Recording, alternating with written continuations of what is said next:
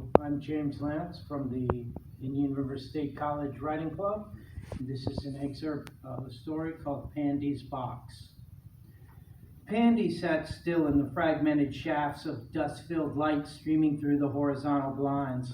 She found days like this agreeable since she had no appointments and could pass the time however she saw fit. Behind her, the floating robo-speaker was issuing forth bursts of static, laced with news reports about the continuing governmental efforts to unify the nations of the world and create a universal monetary credship network that would allow ease of exchange when traveling via the subterranean tube transit system.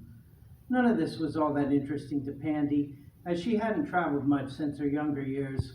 She felt she had seen enough of the world, especially since the global effort to streamline cities for ease of use had resulted in a similarity of form and structure that made it fairly boring to go from place to place. They were all essentially the same anyway, with the possible exception of temperature, assuming there was no environmental control dome encasing the destination.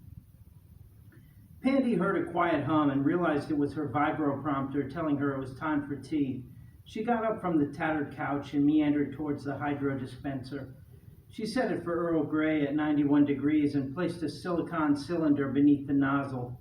After it was filled, she gingerly carried the steaming vessel over to the plexiglass coffee table. She thought about having a biscuit with her tea, but decided against it because supplies were getting low and she didn't want to run out of credits before the end of the month.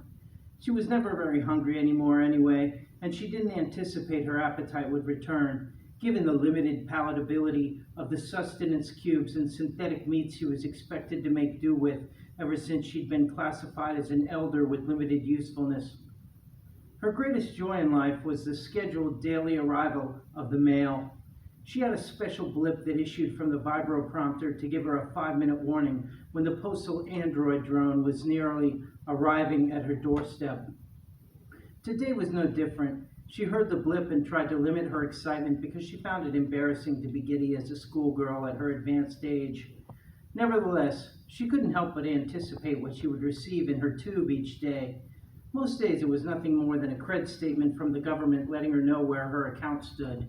She was frugal, and it made her feel good to sustain herself with credits to spare.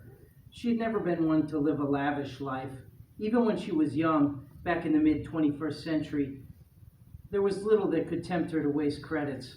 She hadn't even purchased a wearable until they became government issue when she was in her 30s. Wearables had been an obsession for most of her friends, but she didn't see the point of artificial reality other than as a way of wasting time. Finally, Pandy heard the whirring blades of the postal android drone nearing her tube. There was a sound she didn't anticipate, a sliding noise followed by a dull thud. Could it be a package?